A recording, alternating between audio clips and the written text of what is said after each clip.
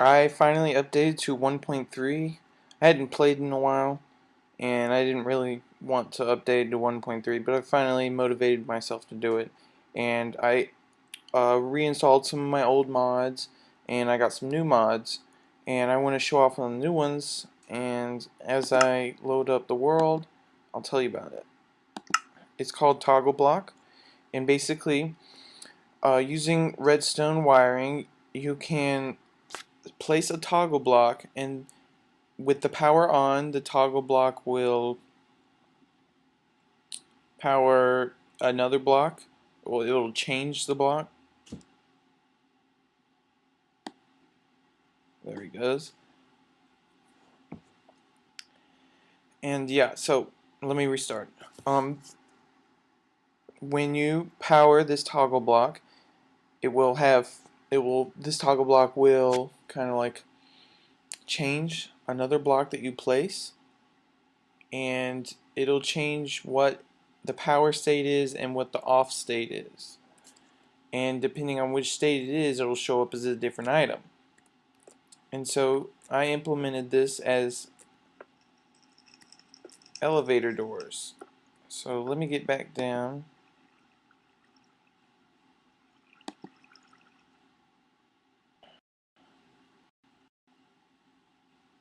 This is acting kind of slow because of the recording. I missed it. Yeah, it's acting a little slow because of the recording software I'm using. But I'm sorry about that. Move the time back a little bit. Actually, forward. Okay, so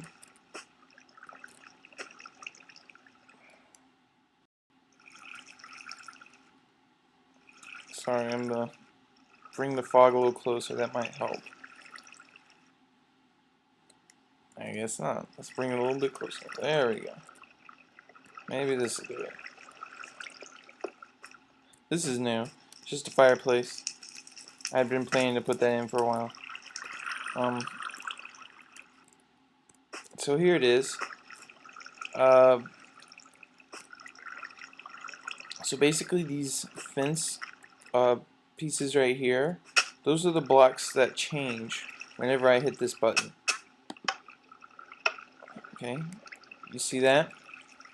So this button is wired to a toggle block, and that toggle block, when it is not powered, it'll have put fences right here. When it is powered, it'll put nothing here. So it's kind of like opening an elevator door. You may be wondering, why didn't I just use doors? And the reason is because doors, I didn't really have enough room to wire double doors, and you have to get them to look nice, you have to make them double doors, and that takes a little bit of space. Toggle block was much easier and looks better in my opinion.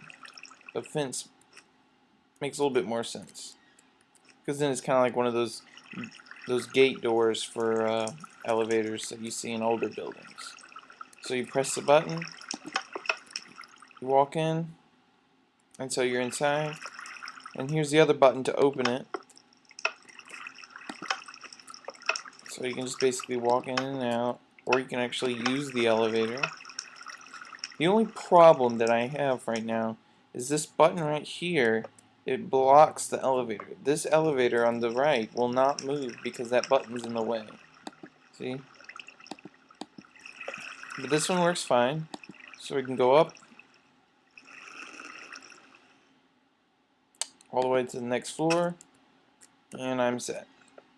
I'm up on the next floor, and you know, maybe I could do the same thing here with the doors, but I really need to figure out a solution to that button problem. The only thing I've thought of so far is really only making one elevator. It's freezing again.